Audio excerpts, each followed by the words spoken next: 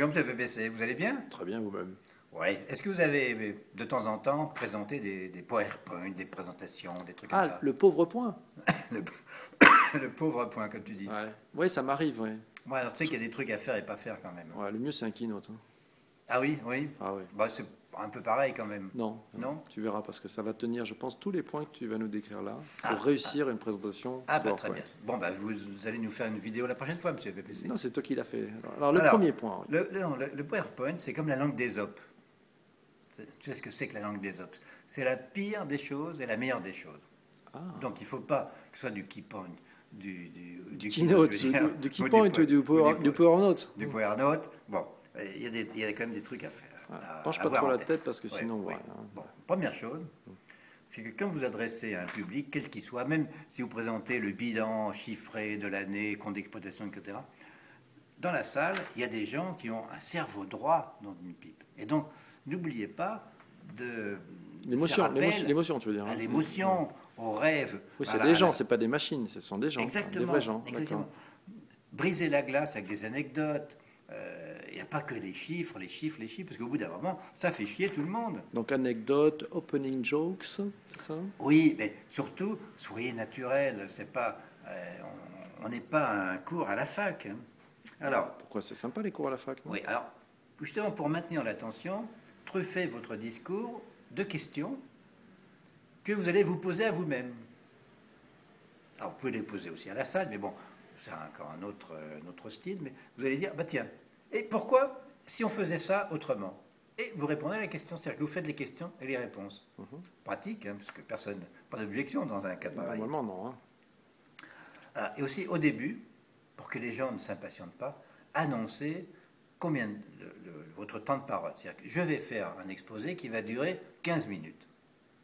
Et petit truc, de rien du tout, c'est que j'ai 30 slides. Alors, vous le savez. C'est embêtant. Moi, je trouve ça embêtant d'annoncer les slides. Bah, écoute, Parce que c'est pas ça tellement... veut dire que si t'es chiant, les gens vont les compter. Quoi. Plus que 3, plus que 2. Ben oui, eh ben oui. Oui, mais si c'est pas indiqué, Ouais. Ils eh savent bien, pas quand ils est-ce que savent ça pas finit. quand ça finit, Ouais. et ben, ils Ouais. perdent la piste. Et Ah, puis- mais le roi, par exemple, des keynotes, Steve. c'est un Steve. Voilà. Il annonçait pas le nombre de slides. Lui, hein. Oui, mais c'était Steve. Hein. Ouais, c'est vrai. Tu te prends pour Steve? Ah, absolument pas. Ah bon, là j'ai Non, non, peur. non, ah, non. Bon, alors troisième point, c'est que le PowerPoint n'est pas votre souffleur. C'est-à-dire que il n'est pas là pour que vous lisiez ce qui est écrit dessus. Ni que pour les autres lisent intégralement tous les Évidemment. mots que tu dois Donc, dire. d'abord, On est d'accord. Le PowerPoint, il est dans votre dos, vous ne le regardez pas, Jamais. vous regardez la salle, et sur le PowerPoint n'est qu'un décor, un support à votre discours. C'est comme au théâtre. Et en fait, vous jouez une pièce de théâtre. Il y a le décor qui est derrière, et vous improvisez sur le décor. Donc, le meilleur slide du monde, c'est quoi? C'est un slide sur lequel il y a une photo, Et un mot. un mot. Ou une petite phrase. Voilà, D'accord. c'est tout.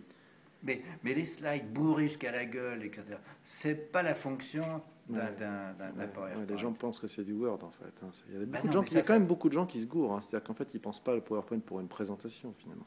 Oui, C'est exactement. comme un document. Ok.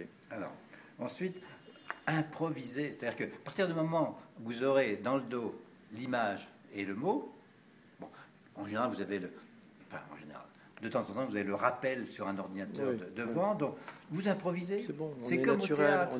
On est captivant parce qu'on est Voilà, naturel. et même si vous vous trompez ou si vous faites un jeu de mots, un lapsus, mais c'est bien, c'est la vie.